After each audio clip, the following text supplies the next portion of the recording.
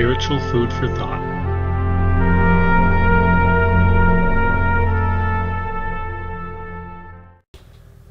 There's an interesting pair of verses in the book of Proverbs that is often used as one of the evidences that the Bible is full of contradictions.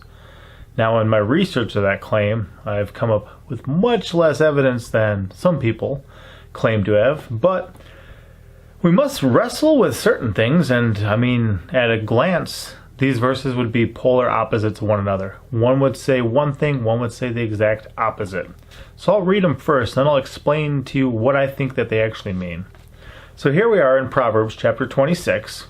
Verse 4 says, "Answer not a fool according to his folly, lest thou also be like unto him." Verse 5 says, "Answer a fool according to his folly, lest he be wise in his own conceit." So the one says, don't answer a fool according to his folly, and the other says, answer a fool according to his folly. People say, see, that's the opposite thing. The Bible contradicts itself. Now, at a glance, if you're going to take a superficial, very, there's a contradiction and that's all you're looking for and that's all you found, go for it. But if we actually seek the understanding of this passage, I think that something else happens. Now, the first is that fools will say foolish things. Trust me, turn on the television. You'll probably see it within the first couple minutes, right? But if we treat what they're saying as if it's valid, then we will also be like them. Howsoever, if we reflect the foolishness of what they're saying back on them and answer them according to their folly, then we can show them the errors of their ways, and they will not be puffed up and proud and arrogant and, wise in their own conceit. So if we take what the fool is saying and we treat it as if it's valid, like we treat it as if they're asking a real, valid question, then we are answering a fool according to their folly. And we're going to be just as foolish as they are.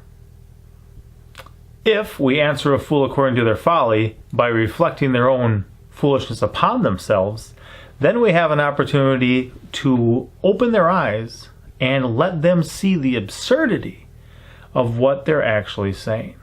So there is a difference there, and I hope that makes sense, okay? If they say something really foolish, and they, even ask you a question, and they make an appeal, and if you answer their question as if it's valid, then you're just encouraging them to be proud and arrogant and foolish, okay?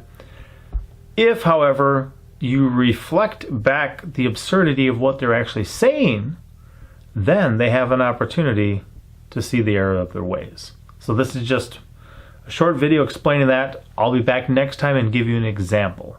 So it's an example I think that's very applicable in American culture these days. It's an example that I think if we would have done a better job answering a fool according to their folly, instead of answering a fool according to their folly, would be in a much different state of being these days in the United States. So hopefully that helps a little bit. Stay tuned, be back next time, and I'll share with you a little more on this subject.